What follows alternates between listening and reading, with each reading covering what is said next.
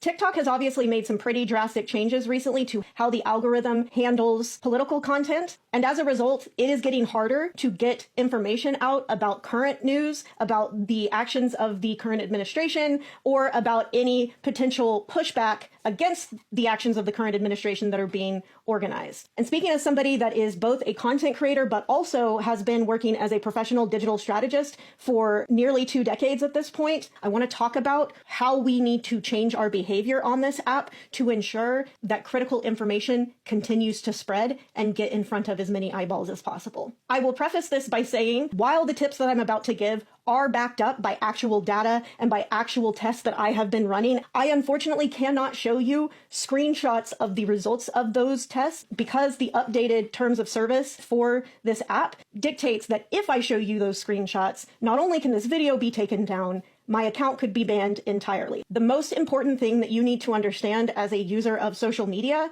is you are not the customer, you are the product. Social media companies do not make money off of us using the app. They make money off of selling ads to companies who want to reach the people who use the app. So while yes, they need us to use the app in order to continue to be profitable, we are not their customer. We are the product that they are selling to those advertisers. Every decision that they make and every tweak that they make to this app is going to be motivated by a need to prove to advertisers that the engagement that they see on this app is real. As a result, most of the metrics on this app have decreased in how much importance they have. Things like how many followers a content creator has, how many views they get, that can all be faked, right? We know that, especially in the early days of social media, there were content creators that were purchasing fake followers. Then they moved on to purchasing fake views. So now it's all about engagement on the content. So engagement includes likes, comments, favorites, and reposts.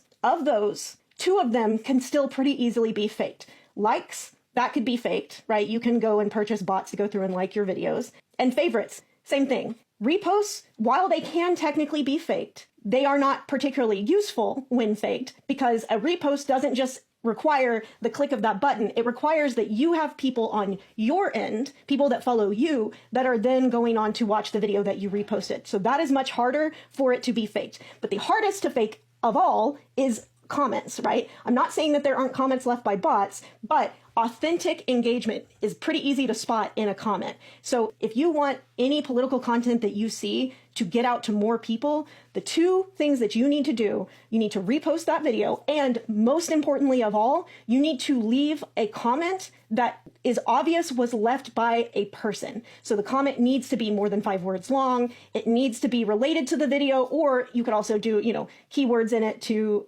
make it show up on other things, right? Like the cute winter boots was a thing that people were doing for a while. That's also okay.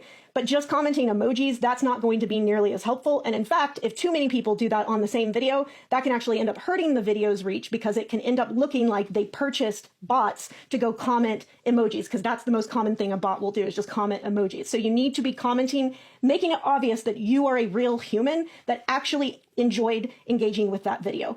That is the thing that TikTok wants to be able to show potential advertisers. And because it's what they want to be able to show potential advertisers, they're only going to continue pushing out videos that are inspiring people to comment.